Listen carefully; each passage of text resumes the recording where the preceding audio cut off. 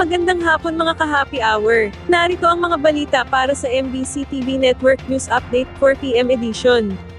Prosekusyon, maraming nakalinyang testigo para sa Article 1. Maraming nakalinyang testigo para sa Article 1 ayon kay House Deputy Speaker Representative Paulo Ortega. Gayunman, posible pa aniya itong mabawasan kung sa tingin ng kanilang kampo ay sasapat na ang mga testimonya ng mga naunang testigo.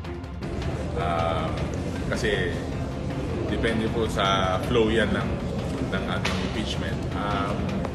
Pero on paper, mukhang marami pong ipipresentang witness ito para sa article na to. Pero again, pag na-feel po ng prosecution na enough na at solid na po yung mga testimonya, there's a chance na mag-prune din saka magbawas.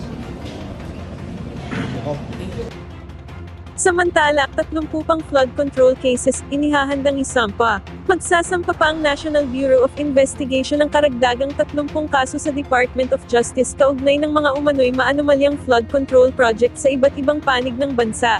Ayon kay NBI Director Melvin Matibag, umabot na sa 27 kaso ang kanilang naihain, kabilang ang mga reklamo laban kina Senador Jinggoy Estrada at dating Senador Bong Revilla at dating Department of Public Works and Highways Secretary Manuel Bonoan, at ilang district engineer ng DPWH. Binigyang diin ni Matibag na hindi lamang nakasentro sa Taguig City na baluarte ni Senate Minority Leader Alan Peter Cayetano ang kanilang investigasyon.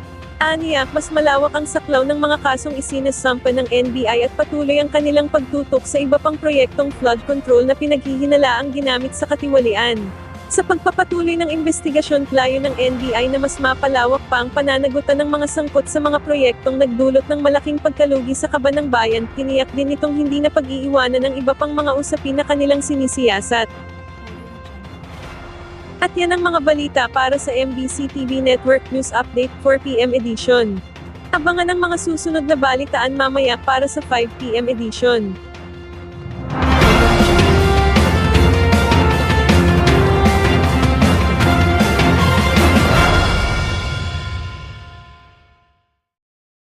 Mga ka-happy hour, kung gusto mong manood ang mga balita sa MBC TV Network News Update, mag-subscribe sa aming YouTube channel, i-like ang aming Facebook page, at i-follow sa aming TikTok account.